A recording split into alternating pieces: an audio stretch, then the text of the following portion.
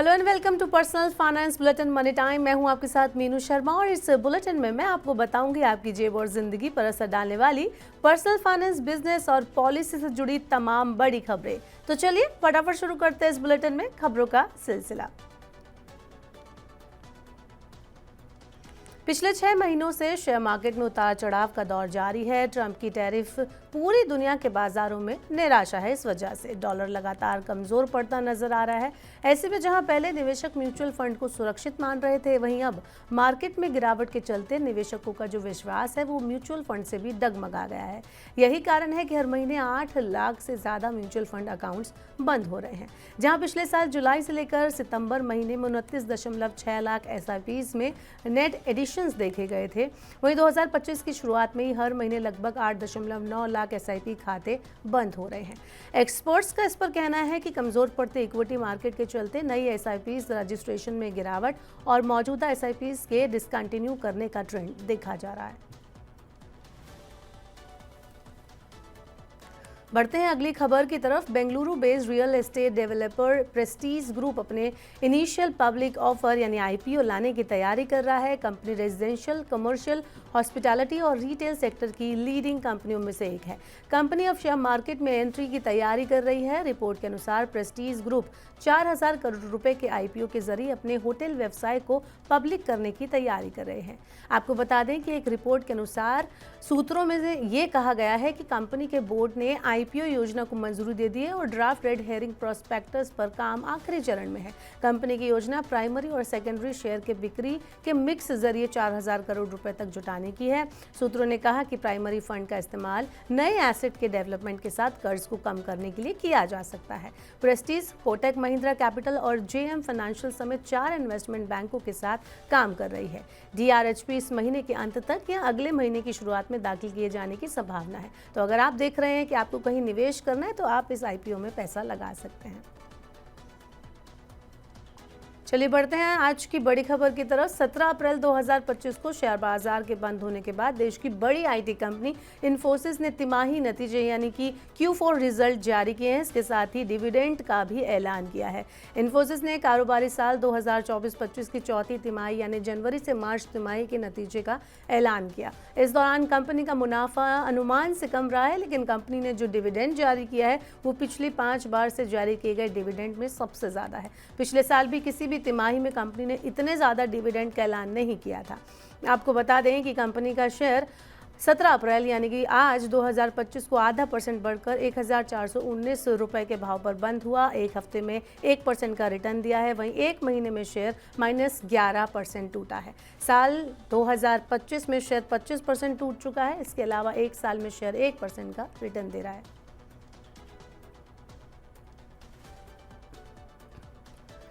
अब एक अच्छी खबर है। उत्तर प्रदेश में अब आम लोगों के लिए घर बनाना आसान हो गया है। यूपी सरकार के आवास विभाग ने नई नियमावली को मंजूरी दे दी है। इस नियम के तहत अब 1,000 वर्ग फीट के आवासीय प्लॉट पर घर बनाने के लिए आपको नक्शा पास नहीं कराना होगा। इस तरह 300 वर्ग फीट के कमर्शियल प्लॉट पर निर्माण के लिए भी नक्शा पास कराने की जरूरत नहीं होगी। उत्तर प्रदेश सरकार ने लोगों को खासी राहत दी है जो घर में दफ्तर चलाते हैं। नए नियमों के मुताबिक nursery, क्रैच, home stay, architect, chartered accountant, doctor, वकील अपने घर में 25% हिस्से का कमर्शियल इस्तेमाल कर सकते हैं, यानी कि वो अपना कोई ऑफिस भी वहां पर खोल सकते हैं। इसका जिक्र नक्शे में अब उन्हें अलग से करने की जरूरत नहीं होगी। पहले घर के नक्शे में दफ्तर के बारे में भी जानकारी देनी होती थी। एक और बदलाव होने जा रहा है, उस पर आधारित है हमारी ये खबर। 1 मई 2025 से सड़कों पर यात्रा करना और भी ज़्यादा आसान हो जाएगा।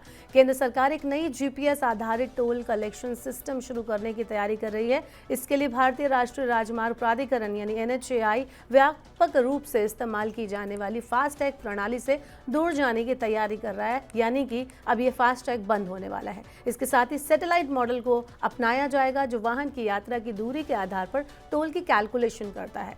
सड़क परिवहन एवं राजमार्ग मंत्री नितिन गडकरी ने कहा कि नई टोल नीति 15 दिनों के अंदर घोषित की जाएगी, जिसका काम मई में शुरू होने की उम्मीद है। ग्लोबल नेविगेशन सैटेलाइट सिस्टम यानी GNSS के नाम से जाना जाने वाला नया टोल कलेक्शन सिस्टम जल्द ही फास्टैग की जगह लेगा, जो 2016 से इस्तेमाल में है। भले ही फास्टैग ने टोल लेन देन में तेजी ला दी है, लेकिन टोल प्लाजा पर तकनीकी गड़बड़ियों के कारण देरी और लंबी लंबी कतारें लग जाती हैं। इसके अलावा सिस्टम को गड़बड़ियों और शिकायतों का भी सामना करना पड़ता है, जिससे इसे और ज़्यादा कुशल अपग्रेड करने की आवश्यकता है। इसलिए ये नया GNSS सिस्टम लागू किया जा रहा है। अब बात करते हैं सोने चांदी की। सोने की बढ़ती कीमतें रुकने का नाम नहीं ले रही हैं। India Boolean and jewellers association यानी एबजा के अनुसार 10 ग्राम 24 कैरेट सोने के दाम 628 रुपये बढ़कर 95,207 रुपये पर पहुंच गए। वहीं चांदी की बात करें तो चांदी की कीमत में आज 936 रुपये गिरकर 95,639 रुपये प्रति किलोग्राम पर इसकी कीमत ट्रेड कर रही है। आज 22 कैरेट वाले सोने की कीमत 87,210 रुपये प्रति 10 ग्राम पर पहुंच गई। सोने की कीमतों में तेजी ट्रंप के टैरिफ वॉर की वजह से है। ग्लोबल मार्केट में आर्थिक मंदी के संकेत दिख रहे हैं। ट्रेड वॉर बढ़ने की वजह से निवेशकों में घबराहट की स्थिति बनी हुई है, जिसकी वजह से सुरक्षित निवेश के तौर पर सोने की डिमांड बढ़ रही है। ग्लोबल मंदी की बढ़ती आशंका ने सोने की कीमतों में बल दिया है, उनको जोर दिया है। जियोपॉलिटिकल टेंशन कम होने का नाम नहीं ले रही है।